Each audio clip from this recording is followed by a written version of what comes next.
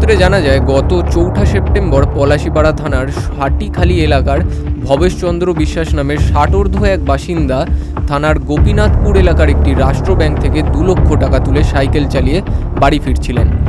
অভিযোগ, পলাশীপাড়া ব্রিজ সংলগ্ন এলাকায় 2 যুবক মোটরসাইকেলে করে এসে তার সাইকেলের ঝুড়ি থেকে টাকার ব্যাগটি ছিনতাই করে পালায়। এই ঘটনার পর ভবেশবাবু গত 16 সেপ্টেম্বর পলাশীপাড়া থানায় লিখিত অভিযোগ দায়ের করেন। অভিযোগের ভিত্তিতে ঘটনাটির তদন্ত শুরু করে পুলিশ এবং তদন্তে নেমে সংশ্লিষ্ট ব্যাংক সহ আশেপাশের বিভিন্ন এলাকার সিসিটিভি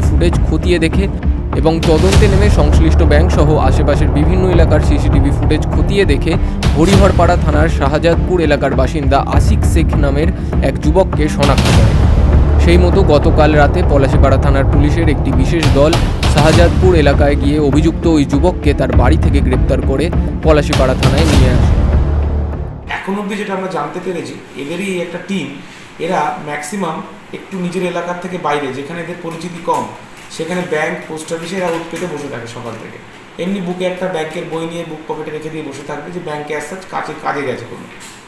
এরা এখানে ফলো করে মেনলি মহিলা, বয়স্ক লোক যারা টাকা তুলতে আসছে যাচ্ছে, তাদেরকে পেছন থেকে ফলো রাখে এবং যখনই তারা বেরোয় ব্যাংক থেকে, তারপর সুযোগ বুঝে ছিনতাই করে ধাক্কা মেরে ফেলে দেয়, ছিনিয়ে নিয়ে চলে যায়।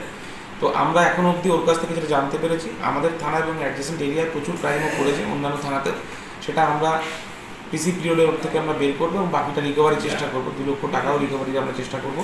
এবং যেটা শুনতে পেয়েছি, এখন অবধিও টোটো ফোটো অনেক কিছু কিনেছে এই টাকায়। তো আমাদের মেনলি পিসি পার্টি, আমাদের যে টিম আছে, তাদের পুরো ক্রেডিট এটাই। ওরা খুব পার্সু করেছে এই কেসটা এবং কেসের আইও মিন্ময় মণ্ডল ও খুব চেষ্টা করেছে। আজকে আমরা পিসি রিমান্ডে পাঠিয়েছি, পিসি রিমান্ড থেকে আসলে ইন্ট্রোগেশন করে বাকিটা আমরা বের করার চেষ্টা করব। তদন্তের স্বার্থে আশিক শেখকে তেহট্ট আদালতে পেশ করে 10 দিনের পুলিশি হেফাজতের আবেদন জানানো হয় পুলিশের পক্ষ থেকে। এছাড়াও ধৃতকে নিজেদের হেফাজতে নিয়ে অভিযুক্ত দ্বিতীয় যুবকের খোঁজে তল্লাশি শুরু করার পাশাপাশি ছিনতাই হওয়ার টাকা উদ্ধার ও এই ঘটনার সাথে আর কে জড়িত আছে তা জানতে তদন্ত শুরু করেছে পলাশীপাড়া থানার পুলিশ। নদিয়ার করিমপুর থেকে অর্ধেন্দু মালাকারের রিপোর্ট, বিগ নিউজ বাংলা।